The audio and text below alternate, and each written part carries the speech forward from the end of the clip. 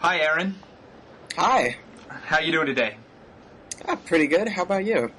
I'm not doing too bad. It's a nice day here in Washington, D.C. I've been suffering from a little bit of some kind of virus, so if I sound froggy later on, it's because my vocal cords are fragile. But I'm Will Wilkinson here at the Cato Institute, and Aaron, why don't you introduce yourself? Hi, I'm Aaron Swartz. I've done a couple things, I guess the latest of which I co-founded a startup called Reddit.com and a new site called Open Library, and my latest project is a site called Watchdog.net, which presumably we'll be talking about all three of those later in the show. Yeah, well, let's talk about them. I mean, now, Aaron, I understand you're not an elderly gentleman. Not yet. Not yet. How old are you? I'm 21. You're 21. So, well, you might be the first guest on Free Will that I've had that I guess could have been my child had I been an extremely sexually active teen. But so that's the first. But you're 21, but you've been in the computer business for some time now. So how did you get your start? I guess the first big thing I did was I was home one summer and I was reading lots of different news sites, and I got kind of fed up having to visit a whole bunch of sites, just to see what the latest news was during the day. Mm-hmm. So I started writing software to try and pull stuff from different sites, and that ended up turning into RSS 1.0, which now a lot of people use to pull news from various sites. And that was when I was 13. Yeah, well, thank you for that. That's quite useful. And you are, I think, best known as one of the co-founders of Reddit. Tell us how Reddit got started and how you got involved, for starters. Sure. Reddit got started as part of a project called Y Combinator, which is sort of a seed funding company in Boston. And basically what they try and do is find, smart young programmers who, are kind of don't want to work for a day job but are capable of building something themselves, and give them a little bit of money to just get started, to find an apartment, buy a couple computers or a server or something, and just sit over the summer or over the winter for a couple months and see if they can build something. And if you build something interesting, then they start introducing you to venture capitalists and other investors and try and get it off the ground as a startup. I mean, they really give you a very small amount of money to begin with. It's not that impressive. Yeah, it's $6,000 a person. $6,000 a person, yeah. So they're making these sort of micro investments in people who might be able to do something. Yeah, exactly. The idea is just basically enough to live off of for the summer to see if you can build something during that time. So it's very low risk for them, but if it works, they give you a lot of education and a lot of opportunity and support in getting you connected and turning it into a real company. Mm-hmm. Well, so what did you do that summer? So I started working on a project called Infogami, which was going to be kind of a way for people to make websites really easily. Mm-hmm. And at the end of the summer, I became really close friends with these two other people who started working on what was, called Reddit then. And we decided, to merge the projects and pursue both of them together, just, because we liked each other and thought that they were complementary. Mm-hmm. Infogami was a way for people to publish stuff on the web, and Reddit was a way for people to find it. And as we started working together, and, the first thing we did was we rewrote Reddit, and after we did that, we noticed it started really taking off, and so we never really got time to go back and work on Infogami. Yeah. So we, ended up focusing on Reddit, which grew and grew. It doubled, 4 times while I was there. Yeah. So until it eventually got bought by Condé Nast. Yeah. We'll talk about what happened after they got bought in a second. I'm sure almost all the Blogging Heads viewers will have used Reddit at some point, but in case there are a few who haven't, just explain what the idea is behind Reddit and websites like it. Yeah, the idea was basically there's lots of interesting things out in the internet, lots of new things every day, and what you really want is kind of a custom selection of the most interesting of them so that you don't have to dig through dozens of sites, many of which you don't even know about. Mm-hmm. And so, one way to do this is you have some blogger who sits and reads lots of different sites and selects the finest of them, but, nobody can read every site on the internet, and, you don't always want the tastes of one particular person. Yeah. And so what we decided to do was try and build something where it was much more democratic. People could, anybody could submit a story to the site, and then everybody else would vote on it. And the stories that got the highest number of votes kind of rose to the top, and people could read that selection of the news every day. Well, Reddit's had, a great deal of success. It's been extremely popular.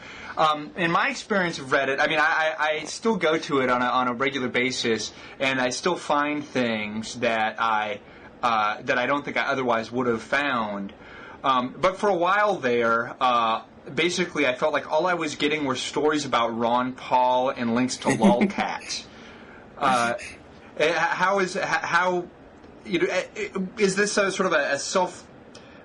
That there's a kind of winner's curse with these sort of self-edited sites, where the more popular they get, the more the audience starts to tilt towards lowest common denominator sort of things, such that the site is there's a kind of sweet spot where it's gotten pretty popular, so it's got enough of a pool of people that it's aggregating from, it's getting a lot of contributions, and it can winnow out the really interesting things among a fairly large pool, but it hasn't gotten so popular that you're getting kind of like mindless dreck. Is there a kind of a problem in kind of identifying the sweet spot in terms of the size of the audience and things like that?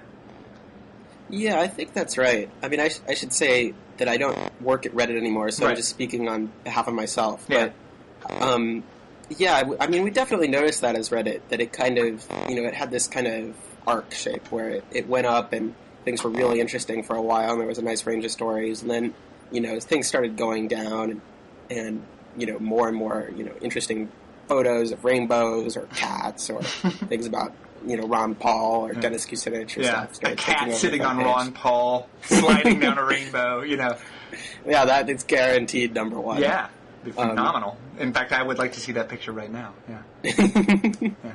And so, that was something I was worried about while I was there. And we experimented with various ways to kind of get around that, but, it was never really a high priority because the, surprising thing, to me at least, was that the site just kept growing.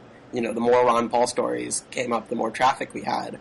And so there wasn't a lot of incentive to start tweaking things and changing it, to be more interesting and more fair because, people seemed to like what was there already. Yeah. But, if I had stayed on and actually gotten to tackle that problem, some things we were thinking about trying were, collaborative filtering so that it kind of recognized your own particular interests and tried to find stories from other people like you instead of just the lowest common denominator. There were also, simple algorithmic changes. Like right now, the reason stories about cats go to the top is because they're really quick to read. So anyone who clicks on the cat, can see it in like half a second and immediately hit the back button and vote it up. Whereas if you click and you get, a 5-page article from the New Yorker, you're like, oh, I don't really have time to read this now, and so you end up not voting on it. Right. And so the cat stories always dominate the New Yorker stories just because more people get a chance to vote on it. Mm-hmm. And so if instead, of just taking the absolute number of votes, you started using more fancy metrics to get the relative number of votes or the range of people who like the story or things like that, I think there's some tweaks you could have done to make the site a little more interesting. Yeah. Yeah, I mean, I found like even if you had something that was, keeping track of what you're voting up, I mean, like I'm kind of amazed by how good some of these music sites are, like Last.fm or Pandora are at figuring out what I want to listen to. It starts out a little bit spotty, but if you just keep doing the ratings, voting just up or down on a particular song, it starts knowing, who you are pretty quickly, so that kind of stuff can work. Yeah, I think it'd be really great if someone was able to try that for news. Just like even like Delicious, being able to filter Delicious from other people who's bookmarked the same stories I bookmarked would be really interesting. Yeah. Well, that would be great. Because what I really want is just, I think that's kind of the ideal, that you want your. Because already I've gotten to the point where I use Google Reader to manage my RSS feeds, and I've already gotten to the point where I have way too many feeds. Yeah. And so but there's a lot of things that I want to keep track of. It's just that a lot of the blogs that I'm following or a lot of the news sources that I'm following, 30% maybe of what's published there is something that I'm really interested in. And so I kind of wish that it would just give me the 30% I was interested in, rather than having to wade through all this other stuff from this site that I just don't want. So I want the smart reader that kind of pre-edits and knows what I'm going to read. Yeah, exactly. One of the things we were thinking about along those lines was using backlinks. If you had an RSS reader, it could see what other feeds link to and kind of promote those stories first, because those tend to be the interesting parts of the blog as opposed to the posts about cats, which generally don't get many links from other blogs. Yeah. So let's go back to the story of Reddit. So you're there for how long? I guess it was there for 18 months or so, almost 2 years. Almost 2 years. How long in was it that when it got bought by Condé Nast? Yeah, it got bought about then. I was only at Condé Nast for a couple of months. Yeah, so you were there for... So why did you end up leaving? So it's kind of a funny story. I wasn't super thrilled about working at Condé Nast, and because it was quite a change. We had been working out of our apartment. It was just kind of fun and relaxing, and you'd wake up and wander down the hall and, talk to people. Yeah. And at Condé Nast, they moved us all out to San Francisco, and, we didn't have time to find a place, so I was sleeping in a friend's closet, and every morning I had to get up and take the bus to, this gray building downtown and work in this office plex. And I wasn't really enjoying it, and I took off for Christmas break and went to Berlin with some friends of mine, one of whom was actually a reporter for Wired, which was the division of Condé Nast that put us under. And we went to a conference, and she ended up reporting on the conference for Wired and taking a photo of me, which ended up on the Wired front page. And I joked, the first time my bosses are going to find out where I am is when they open up their browsers and read the front page of their own website. And apparently they weren't too amused, because when I got back on Monday morning, they fired me. Just because, where were you supposed to be somewhere in particular? Not really. I mean, it was Christmas break. I guess I was probably supposed to be at the office at some point, but well, I wasn't really going to dig into it, because I was pretty happy to be released from my contract with Condé Nast. Yeah. I wasn't going to put up a fight. So, where did you go directly after that? I mean, because that doesn't sound very pleasant to me. I wouldn't want to, have to work. I mean, especially if you're used to a kind of entrepreneurial lifestyle and you're kind of doing it by yourself, and then all of a sudden you're in the, office plex, as you say. Yeah, exactly. So, yeah, I mean, I think they could see I wasn't happy there, and I guess they weren't really happy with me dragging everybody down with my unhappiness. So where did you go after that? So I went back to my closet for a while and, sat and read some books for a week and rested up. And then I pretty quickly got a call from a fellow named Brewster Kale, who runs an organization called the Internet Archive. And probably viewers know them for running the site archive.org, which lets you see old versions of web pages, but they also keep copies of old LPs, they digitize old movies, they record every television show in a whole bunch of different countries, and now the big thing they're focused on is scanning old books and putting them online. And he called me up and said he was thinking about building a site that would try and create a big database of every book ever published, in a wiki, so that people could contribute information and read about them and edit them and, find interesting books, and also, find the books that they had scanned and kind of highlight those for people. And that was something I'd been thinking about for a while. I'd worked on it a little bit before joining Reddit, just as a side project, and so, the idea that they were willing to fund it and, actually built it was really exciting. And so I ended up joining them, and we, hired a couple people to work on it, and ended up building this site, which you can now see at openlibrary.org. Openlibrary.org. So for every book that's... The goal is to have a page for every book that's ever been published, and the users then can edit those pages, and, you can list all the characters in the book, or give a plot summary. Is that the idea, to be able to... Yeah, that's right. So, basically... It came out of me noticing that there were all these interesting old books at the library that just, I would never have heard about because they don't have any pages on the internet. Unless it's a book that's currently in print, the publisher doesn't care about it anymore. Amazon doesn't really have a page about it because they don't sell it. And, libraries have these really terrible websites so that nobody can find them on Google. And so I thought it would be really great to have a website where you could, find these interesting old books that weren't really getting enough attention and, let the people who cared about them build these pages about them. So how does this relate people who care about obscure subjects build pages on Wikipedia? Yeah. So how does this relate to the sort of the project of digitizing all of those books? So the ostensible goal of sort of Google Books is to digitize all the books that have ever been published, and there's another the archives or the organization that you're working with is doing similar things. Is the idea is to be able to have these pages kind of tie in with the online text of these books, so that there's because I'm just imagining this sort of old-fashioned idea. I remember from like in the early 90s, I was part of some email list where we were doing a work of collaborative hyperlinked fiction or something like that. And this is this was I don't know 1993 or something like that. And most of the sort of internet was more of a sort of an idea than a reality. And within that group, there was a very strong idea about like sort of all texts being very densely hyperlinked, so that there would be a path from any random book to any other random book through some sort of network of links if you followed them. And somehow this kind of makes me think of that. So if you have a book that's been scanned in and archived from Google Books or whatever, but you can always go from that book to the page about that book, and then the page about that book is going to tell you about other books that the author wrote and similar books. And you should be able to, these sources of information ought to just, have these pathways to all these other sources of information. Yeah, exactly. I mean, I think, one of the things that's really exciting about it is it really, kind of highlights these links between books, which, are hard to find right now on the web. So if you read an interesting book, but, you're kind of unsure whether it's true or not, it'd be really great to have a link from that to a book that rebuts it, or an article that, critiques it or points out where it went wrong.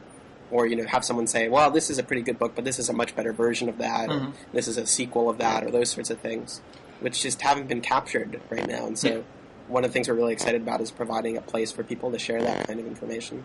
I think that would be amazing with that if you have this huge source of texts that are freely available to the public because they're being scanned in by these various projects, and a website like Open Library that sort of catalogs all this information about these books. It would be really, really nice to have something like, I keep thinking about these recommendation engine kind of ideas. So I do find Amazon's recommendation engine really, really useful. It knows the kind of books that I would like to read. But of course, if we're going to have all of these free books, right? I don't the way Amazon knows is because I've got a pattern of consumption. But if there's all these books out there for free, how does Google Books know what books that I really liked once I looked at them, or how does Project Gutenberg know which classics I really liked? So it'd be great to have some way of being able to put in information about your preferences over these kinds of old, obscure books and books that are freely available, and then have it recommend other books to you, because there's really very little way of finding them. Yeah, no, that's one of the things that frustrates me is that, you only come across these old books like when some classicist happens to write a magazine article you're reading. It's really hard to find them again. So that's a great point, is maybe doing some collaborative filtering based on people. I don't know, maybe we could have like a Reddit for books where people could vote them up or down, or, use the review data people contribute to recommend books to them. Yeah, because I've got this kind of fantasy about there being like the perfect book of political philosophy that some obscure person wrote that is in some, small Midwestern liberal arts college library that's just sitting there moldering, and then someday someone will scan that in and something that's really precious will have been preserved, and maybe someone will discover how important it is. Because there's got to be things that are important, that are good to read, that we've just forgotten about. Oh yeah, and it'd be great to recover those and just make them available to people online. So your current project is working on a wiki. Do you say wiki or wiki? It's a wiki. Wiki. It's like one of those tomato kind of words. Isn't yeah. It? Yeah. You perusing your website, you had a couple nice essays on Wikipedia, or Wikipedia, however you'd like to say it. Especially the one that I found most interesting was your essay on who writes Wikipedia. Tell us a little bit about that. Yeah, so the story there is basically Jimbo Wales, the kind of spokesperson for Wikipedia, had been going around for a while giving these talks on Wikipedia, explaining to people how it got built. And he said, the way it got built was basically he and 500 of his friends, these people who kind of all knew each other and all went to Wikipedia conferences together and, hung out in bars and things. They had basically sat down, written the bulk of the site, and he had some statistics which he said showed this, that 80% of the edits or something were done by this group of 500. So really, the vast majority of the content was really by him and his friends. And yeah, lots of other people came to the site and made little changes here and there, and occasionally they were useful, but on the whole they weren't that important, and they were mostly spam and vandalism and stuff. And really it was the 500 people who were, the big deal, and so most of what he did was spend his time making those 500 people happy so that they kept contributing to the site. And mm-hmm. People seem kind of skeptical, but, he had statistics and, he clearly really believed it, and so most people seem to buy it. Yeah, I saw him give this talk at one point, yeah. Yeah, I mean, I saw him when he came to Stanford and gave the talk, and I just didn't sit well with me. If you think about it for a second, it doesn't really make sense that 500 people could write 1 million encyclopedia articles in 4 years. Right. This must be some really special 500 people, just to even know something about, 1 million different topics. Right. So, know something about all the Pokemon characters and the, atomic weight of, aluminum. Right, and every 1920s politician in Britain, and wow, those people. It's just, he found all and only, Jeopardy Grand Champion winners. Yeah, it seemed weird to me, so I decided to dig into the statistics a little more. And what he had been doing is counting edits, right? He'd been counting every time someone had hit the save button. Yeah. And what I tried to do was redo the study counting characters every time someone had typed a key mm-hmm. that made it into the final version of the page. And what I found was that if you just looked at keystrokes instead of edits, the numbers were radically different. The vast majority of articles were written by people who didn't even bother to create an account, mm-hmm. or if they did create an account, they used it once or twice and then never made another edit again. Mm-hmm. It was all these people who had made under 5 edits or so. They contributed the vast majority of the content. And so basically, when you looked at these pictures of these pages by who wrote them, it was people adding a couple words or a sentence here or there, and pretty soon all of these words and sentences added up to create these full long articles you see on Wikipedia today.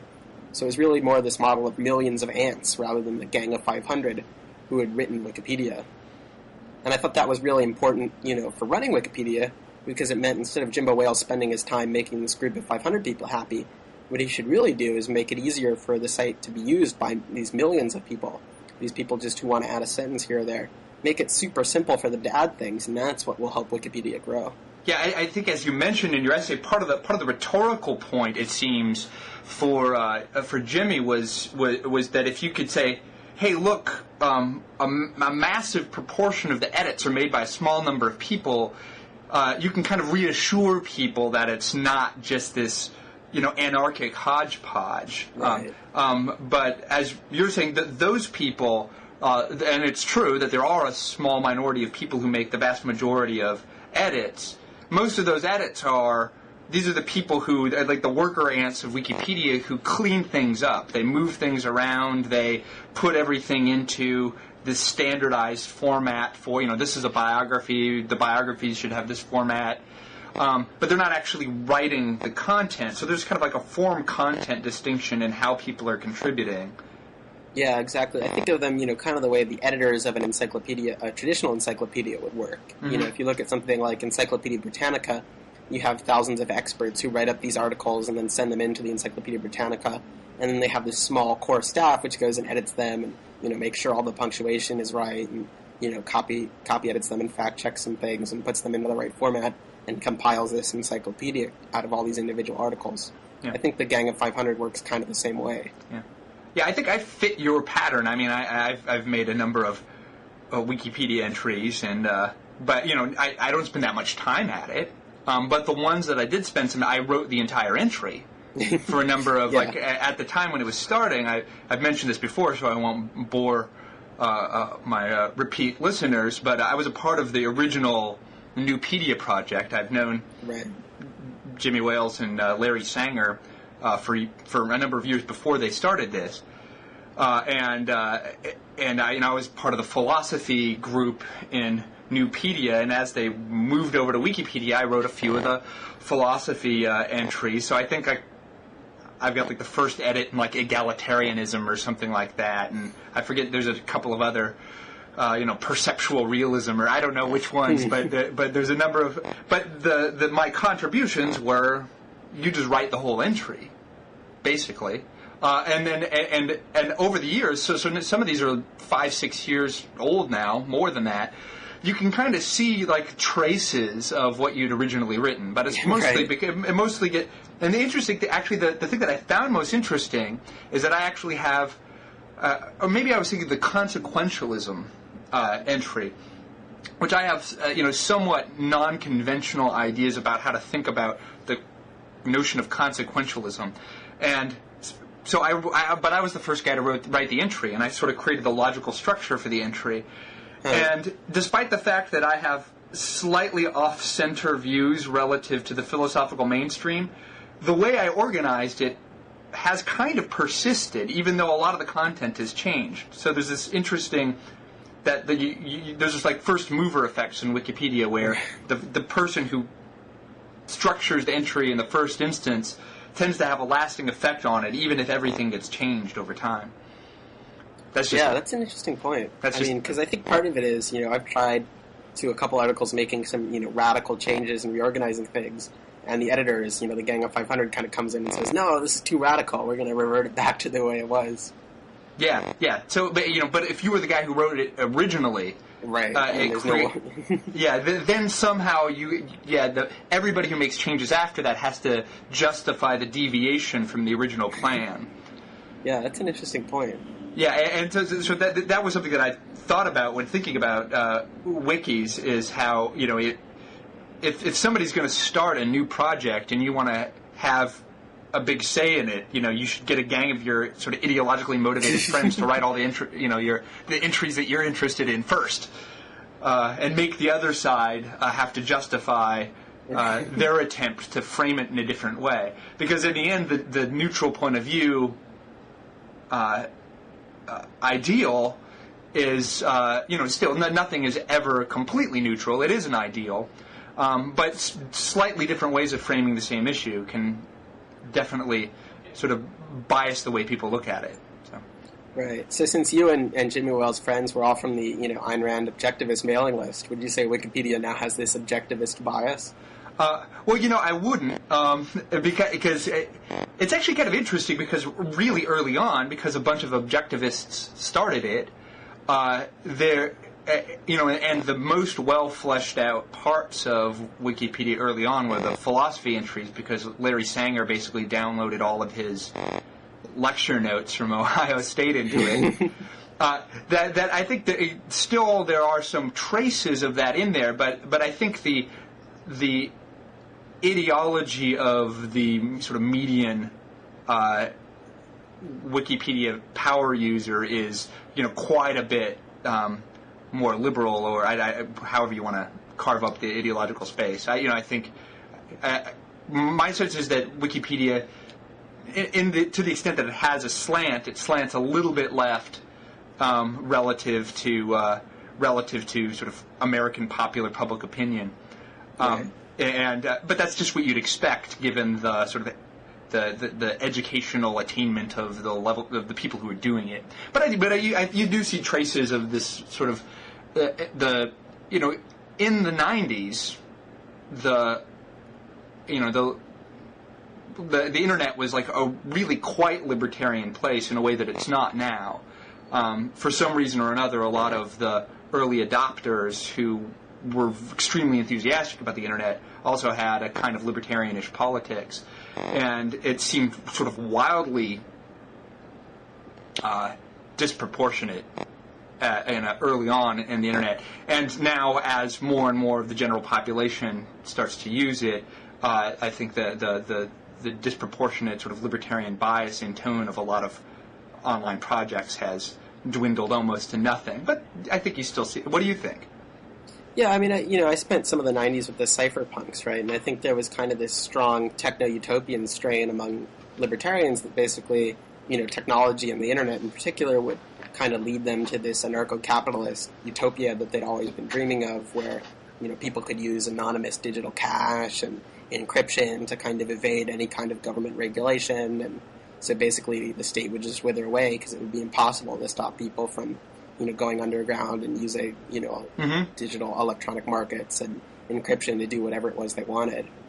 And I think, part of it is that more people ended up using the internet, and so those people got diluted. But part of it was also, I think a lot of those dreams just kind of failed, digital cash has gone nowhere, basically. Only a handful of really obsessive people ended up using encryption on a daily basis for their email.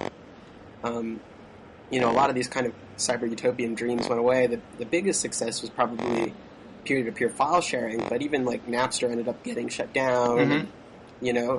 Now, a couple people use Kazaa, Tela, and some of these other networks, but it's not, as much of a mainstream fundamental phenomenon as they were hoping for. I think the state kind of won this battle in a way they weren't expecting. Yeah. What's the guy's name? The guy who founded PayPal, is it Peter Thiel or something like that?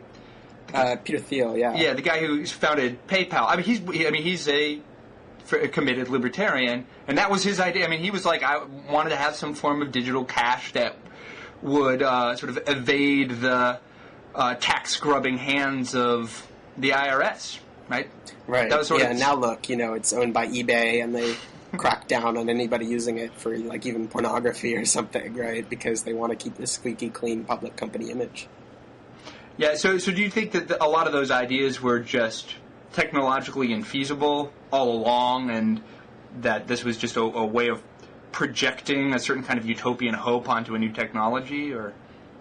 I don't think they were wrong about the technology. I think they were wrong about, kind of the sociology of the problem. Mm-hmm. Basically, a lot of, the vast majority of Americans did not want to live underground, right? They wanted to, use their credit cards and, go to real places and buy things over the internet from trusted vendors, secure sites. They wanted to live in the mainstream culture, and the state, even if it couldn't regulate all the particular things that were going on the internet, still has a lot of power to regulate mainstream culture. They regulate publicly traded corporations, they regulate what's on TV, and they regulate these sort of big public things. And for people to get around that, you really have to live your entire life anonymous and underground, and do all these kind of evasive maneuvers that the average person just really isn't interested in doing. Yeah, so I completely agree with that analysis. I'm a professional libertarian, and I've never been interested in, just because it's a hassle, I've never been interested in doing transactions with e-gold or encrypting all my emails with PGP or what. That when I see people who do it, it seems more like if somebody's interested in encrypting their personal communications, it almost seems more like an ideological signal, right? It's like it's like what people are doing when they're driving hybrid cars. They're just trying to signal to you a certain kind of commitment to a particular ideology, because it doesn't really have any effect unless it's coordinated, and you don't get enough people to coordinate on this new norm unless the cost of doing it is a lot lower than it is. And so I just I was never interested in I'm sure I have some I used PGP for a week and a half or something like that, and then stopped. Yeah, same here. I mean, it's just not worth the hassle of doing it every day. At the end of the day, you realize, like, I don't care that much about keeping my emails private. It's not worth it.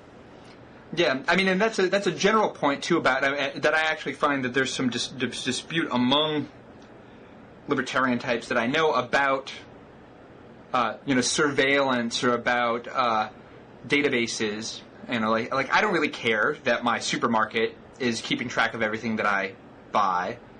I'm not that like closed circuit TV surveillance cameras on streets don't really bother me that much. And so I've never been that sort of privacy obsessed. But a lot of people really, really are privacy obsessed, and it because it seems like one of those things where, I don't know. I mean, what do you think it's really? Because I don't want people invading my privacy, but at the same time, when my actions are just an infinitesimal part of a huge collection of data, I feel like that kind of anonymity is pretty close to privacy.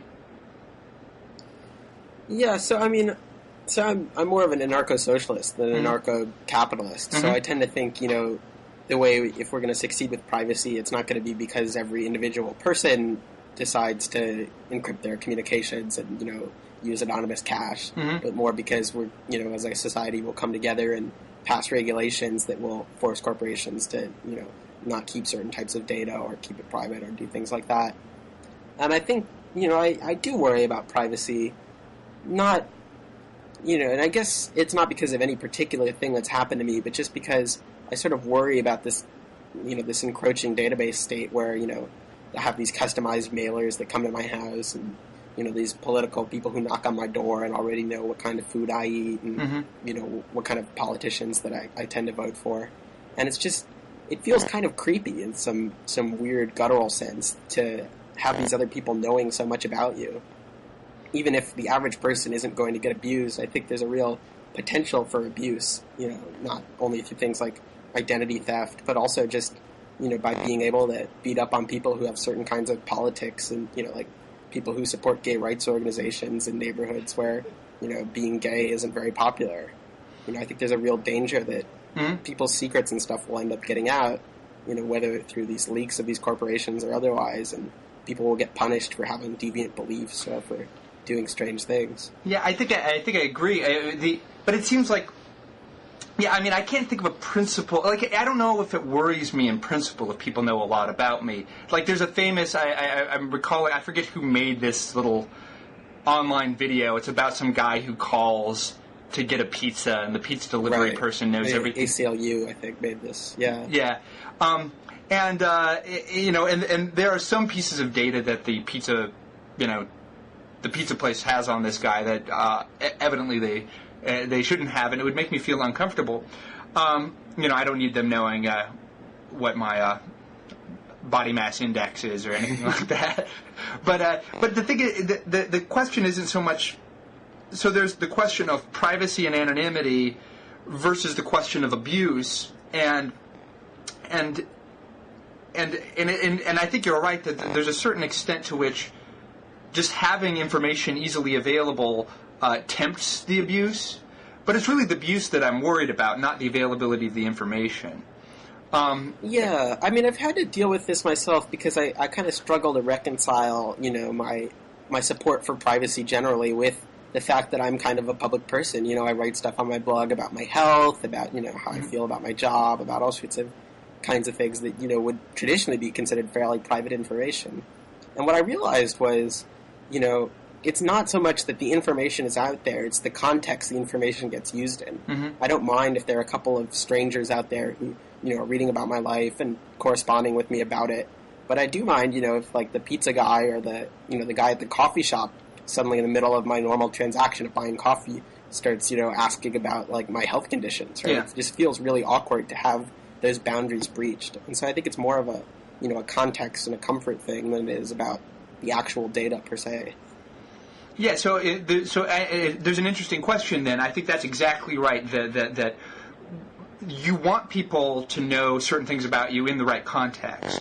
And it's actually better, so if I have my sort of Google Health profile that has all of my medical information in it, and if I could sort of forward that to my new doctor before I ever show up at the office, I'm glad that my doctor knows my entire medical history and everything, all the drugs that I've been taking before I get there, right? It's great. He's the guy, that's the context in which I want that information shared. I don't want the pizza guy to have that information. So the question is whether the regulation of how this information is released in the right context, whether that's something that's taken care of by sort of explicit regulation, or whether that's something that's taken care of by sort of evolving social norms. And over time, I think that it kind of has to be, the regulation in some sense is just going to follow the social norm anyway. And one of the things that's awkward about the availability of this new information is that sometimes you get this lag between the existence of the database and the norm that governs how people are going to use it.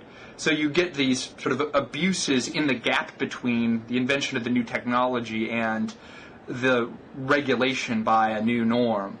I don't know if that's me thinking off the top of my head, but I'm never sure the extent to which the explicit regulation of who can use what data is harmful or helpful, and that's why I've remained really sort of agnostic on this issue over time.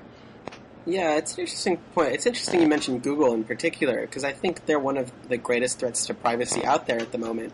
Right now, if you look at Google, they have, your email. If you use Gmail, they have your calendar. If you use Google Calendar, they have everything you search for, which, if you're someone like me, is just an enormous amount of information about you.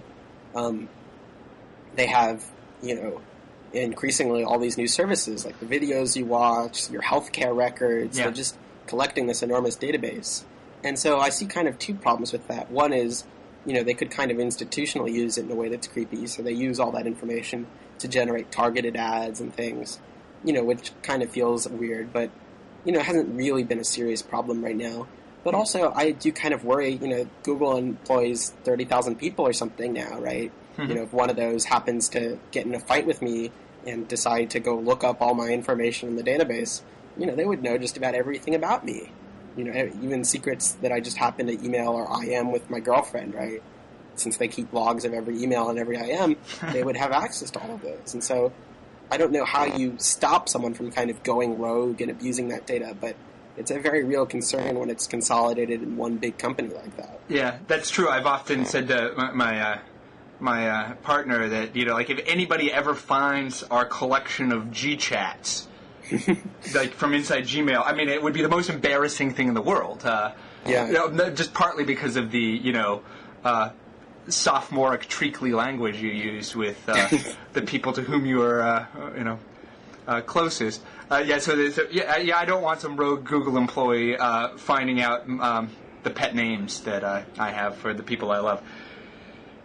That's actually my greatest fear. So I guess I don't have that much to hide, but some people might, and things, and this is exactly and I think there's a parallelism here, where I hope people take the parallel seriously, where that a lot of times people who want there to be sort of greater government tracking of certain sorts of things try to dismiss the fact that a disgruntled DMV employee will use the government database to tell their buddy where his estranged wife moved to, right?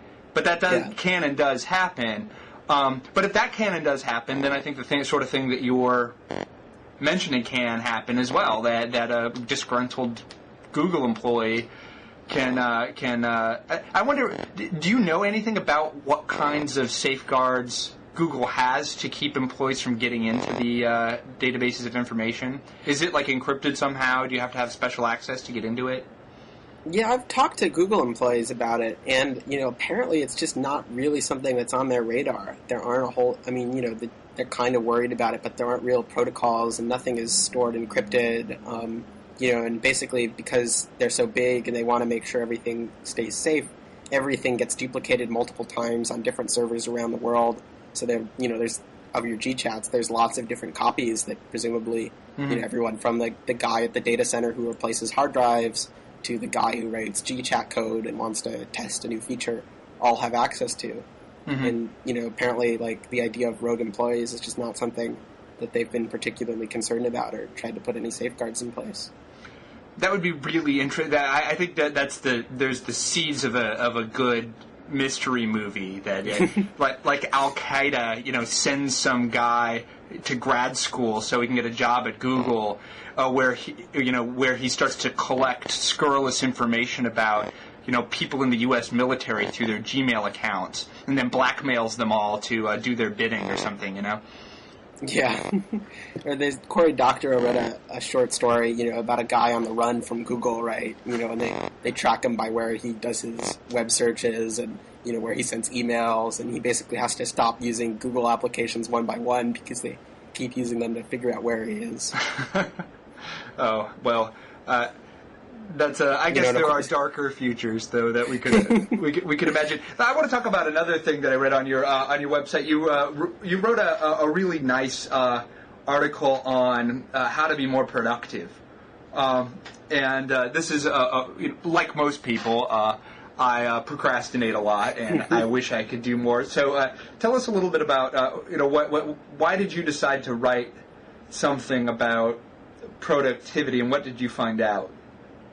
Yeah, I mean, as someone who tries to do a lot of different things, in a short amount of time, I just naturally kind of sort of self-evaluate and see what's working and what doesn't, and try and optimize to be more productive.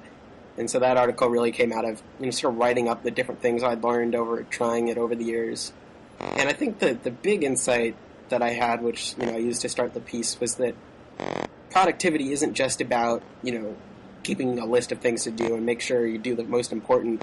That basically one thing a lot of people are missing is that time is not this fungible, evenly divisible chunk. Basically, you have times when you're feeling well and you can do a lot, and you have times when you're not feeling well and basically all you can do is sit and watch television. Mm-hmm. And I think like the most important first step a lot of people can take is acknowledge that and say, well, just because I'm not feeling well, I'm not going to sit and force myself to write this article. I'm going to, openly concede that and sit and watch an episode of television and get that out of my system. And, when I'm feeling better, I can make sure to actually write this article and do some more important work. And so the two big principles that I use to frame the article are, one, make sure you use the time you have as best as possible. So when you're feeling well, don't waste it on television. Make sure you keep a list of important things to do. And when you're not feeling well, keep a list of movies that you wanted to see. But also, take actual effort to think about, how well you're feeling and do things to maximize the amount of positive time you have.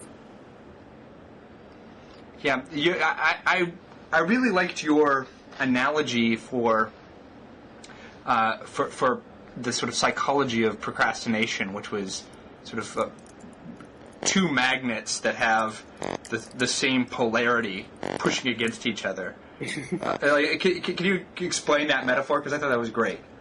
Yeah, I was thinking about how I feel when I'm procrastinating on something, right? And I just feel like my brain is, pushing up against this immovable force. Like, I know I have to do this thing, but I just can't make it move. And it feels like in my head, like, the same feeling you get when you push two magnets against each other and they're just repelling each other, and you just have to push really hard to make them touch. Yeah, I've been, because of the fact that I'm such an incorrigible procrastinator. I've gotten really deeply into sort of literature on weakness of will and strategies for self-command and things like that. And even these strategies that I don't like them. Like there's this sort of new company stick that you can. You put up some amount of money, and if you fail to go through with your resolution, this money goes to charity or whatever you want, right? Right. And and I've even done this once when I just had to finish a paper when I was in grad school, and I told my roommate, "Here's $500," and I really couldn't afford that to lose it. That if I don't have this paper done in the morning, you have to keep this no matter what I say. And those strategies can work, but man, I hated it because I think, as you mentioned, the fact that a task is assigned, for some strange reason, makes you revolt against it. And even when you're telling yourself, I mean, I've always seen my procrastination as a sort of weird, deeply embedded anti-authoritarianism, but I resist my own authority as well. I'm like, right. Even I'm not going to tell me what to do. And so if I say I have to do this by tomorrow at 7 a.m., then every ounce of energy in my system gets devoted to figuring out a way of getting around that. And that's just a weird thing about. But I really like that magnet metaphor. That all of a sudden, as soon as it gets assigned, somehow the task becomes a magnet that has sort of repulsive force. That somehow every time you try to get closer to it, it pushes you away even harder. Yeah, I've noticed the same thing, and I've thought about, like, maybe there's some evolutionary explanation, like the brain tries to avoid doing directed tasks, to make you less likely to be enslaved or something. But I've never really been able to think of something plausible, because it doesn't really seem like, during the evolutionary adaptive period, there were a bunch of people trying to enslave you and make you work at a desk on a computer writing articles for them. Yeah. But there's a great book on this subject called Punished by Rewards by Alfie Kohn, and he just goes over, dozens and dozens of studies where they found that basically if you try and, kids, students, adults, anyone, you try and basically give them a reward if they do the job on time or, give them some kind of punishment if they don't, all of it ends up making them do jobs less well, less frequently, lowers creativity. Basically any metric you can throw at it, it doesn't work. Mm-hmm. And so one of the things that made me think about this productivity article was how do you use those facts? Kohn calls it the difference between extrinsic and intrinsic motivation. Mm-hmm. So the theory that psychologists have come up with is that if you give people extrinsic motivators, things like gold stars or rewards or cash bonuses or punishments and any of those sorts of things, what it does is it reduces your intrinsic motivation. It makes you less interested in actually doing the job because you say to yourself, oh, I'm only doing it for the gold star, right? I don't really want to do it. And so I really wanted to explore ways to increase your productivity, not using things that would reduce your intrinsic motivation, but using things that boost your intrinsic motivation, that make you more interested in doing something and more excited about doing it. Yeah, I think that's a completely fascinating question because that is at the heart of so many fascinating questions about how these projects on the internet work. Why do people volunteer their effort to writing Wikipedia articles? Why do people volunteer their effort to these massive open source projects? And it also is obviously relevant to how to motivate people within firms, within schools, and I'm very suspicious of very facile interpretations of these things. But I think it's the idea that what incentivizes people is very context dependent and sensitive is profound. That you don't just get people to do things by waving a bunch of money in front of their face. But I think there's a lot of there's a lot of variance, I think, in individuals about what will motivate them to do things. I think I'm probably incredibly intrinsically motivated, in the sense that if somebody tells me I'll be rewarded or punished for doing something, it makes me almost completely disinterested in doing it in the way that you mentioned. And the only reason I ever want to do something is because I just got a wild hair up my ass and decided this was fascinating. Right. And I can be incredibly productive as long as I'm doing something that piqued my interest. And that's one of the great things about the world today, with the kind of wealth and opportunity that we have, is you can actually make a living being the kind of person who doesn't take direction well. As long as you are, in fact, being productive, following your hunches and your whims. But it's an interesting question how you channel that kind of energy in a productive way inside larger projects that do have to be managed. Anyway, I don't really have any great thoughts on it, but your essay sort of brought up some of those ideas. Yeah. Again, I'd recommend Alfie Kohn, who's done a bunch of writing about how to use these psychology experiments to improve the way schools work and the way people manage people in businesses. Because there was this fad going on for a while about bonus pay and kind of monetary rewards for getting things done, and lots of metrics, and paying people for meeting or beating the metrics. And, this is a big strain in economics, too, is that what you really want to do to make someone effective is tie the amount they get paid to the amount they contribute. And what he's found is that, in businesses, one of the more successful things is kind of creating an identification with the project. Instead of giving people this external reason to support the project, make it so that they feel like it's their project and give them this sense of ownership and control over it.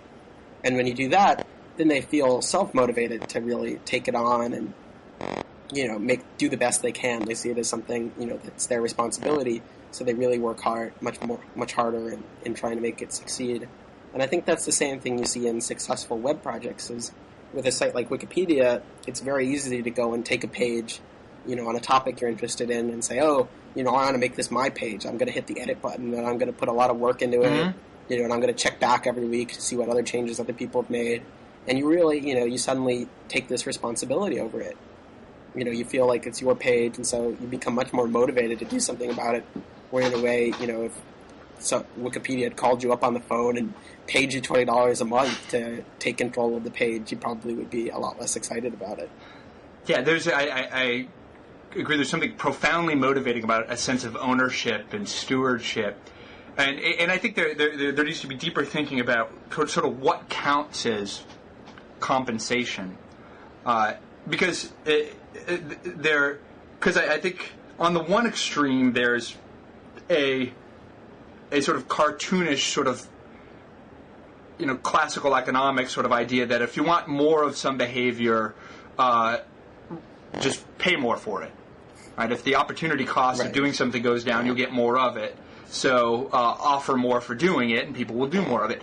That doesn't obviously work in a straightforward way. And part of the reason why is that money's not the only compensation, right? So a sense of meaning or a sense of inclusion, a sense of intrinsic achievement, all of these things can be meaningful. But on the other end of the spectrum, you can get this idea that, well, as long as we let our employees know that they're really valued team members, then we really don't have to pay them at all. But it seems like any really good project finds some way to balance. It seems like there's a lot of different sort of twigs in the bundle of overall compensation, and a good place to work is a place that balances those things well. They pay you well financially, but that's not necessarily what's motivating you to do the job.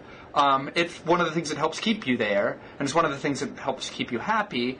But the reason you really want to show up is because you care about the mission of the organization, you care about the people that you're working with and being a good team member, And so that the balancing all of the aspects of, compensation is an art that I don't think people have yet made into a science. Yeah, I think payment in that sense really has two functions, right? One is basically enabling you to do the job. You have a salary that's comfortable to live off of, right? You can show up every day and dedicate your work to it, and you don't have to worry about making ends meet. Yeah. And the other part is, this kind of principle of fairness. It's one thing to get paid enough to live off of, but if you're getting paid enough to live off of and you're making millions of dollars for your boss and he's living in this super fancy mansion, even if you're doing all right, you feel like it's unjust and unfair, and it just makes you pissed off and unhappy. And I think that's the problem, this kind of new economy utopianism about how, we just, need to make everybody feel happy and a sense of ownership and control, and then we don't have to pay them anymore. That's where that part really fails, on the fairness justification. Thomas Frank wrote a fantastic book called One Market Under God about all this, where he kind of goes through all this new economy boosterism about how, giving people these flexible workspaces and these, fancy self-directed opportunities means we don't actually have to pay them anymore, and, we'll just all make millions of dollars off of their hard work, and kind of skewers all of that language by saying, people actually, care about what they're paid and they care about fairness. Yeah. Well, that's the thing, and this is the thing that I'm always trying to reinforce to people is that there's a lot of heterogeneity, that there are deep differences in individual personality, and different people prioritize sort of the different aspects of compensation differently. And one of the reasons why I like there to be a wide array of options in the labor market is because people can kind of decide whether or not they want to prioritize. For some people, they've got a big family, they've got a lot of responsibilities. What they really want from work is to maximize their paycheck because they've got to take care of a lot. And those people ought to be able to have those opportunities. And then there are other people, say like single people with no kids who are, in their 20s, who are looking for sort of creativity, are motivated by just curiosity, motivated by being part of something interesting. And it's great if there are jobs available where they can indulge that. Maybe you can give up something in terms of monetary compensation and gain things in terms of flexibility, the coolness of your workplace, and so on and so forth. So I think it's important for people to be able to customize their labor market package in a way that suits them and their circumstances well. But in order to understand why you need all this variance, it's important, I think, to understand the variance in the individuals. Yeah, and I think, the economy right now probably has a deficit of the second kind of job, the kind of with control and flexibility and letting you indulge your curiosity for most people. I think that's one of the things that excited me about Y Combinator was it took this group of people who, is generally really interested in that, really self-directed and self-motivated and curious, these programmers basically, but who usually end up getting out of college and ending up working for Microsoft or Google or Yahoo or some big company in an office day job that doesn't really give them a lot of power once they get out of college. And Y Combinator says, well, look, here's this other opportunity where you can sacrifice some of the salary in exchange, for getting all this more flexibility and this opportunity and the chance to win big later if your company's a success. Yeah, it sounds like a great idea. So, what's your very newest project, Aaron?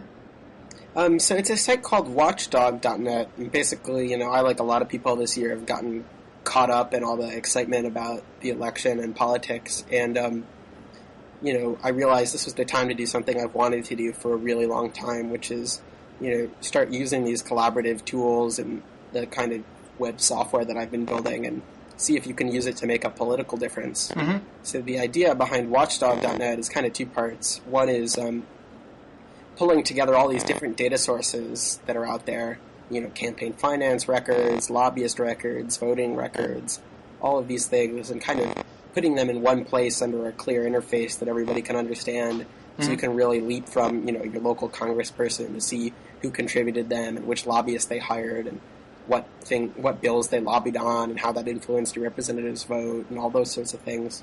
But also, not just make people depressed and apathetic about that kind of stuff, but give them an opportunity to really come together and take action. And so we're trying to build a suite of tools that are like, organizations like Move On or the ACLU have, where you can start petitions and start campaigns to write your representative or, write letters to the editor of the newspaper, things like that. But instead of having, someone in Washington, D.C. decide what the campaign should be about, we want it to be more like Petition Online, where you can go and you say, I want to start a campaign about this because I'm really interested, and start the campaign yourself and email your address book and start building movements by it, just as one average person. Well, it sounds great. I actually meant to bring it up earlier so we could talk more about it. I'm sorry that I brought it up right here at the end of our time. But that sounds like a incredibly worthwhile endeavor. I'm looking forward to checking it out. But I think we are out of time. We're at an hour and 3 minutes.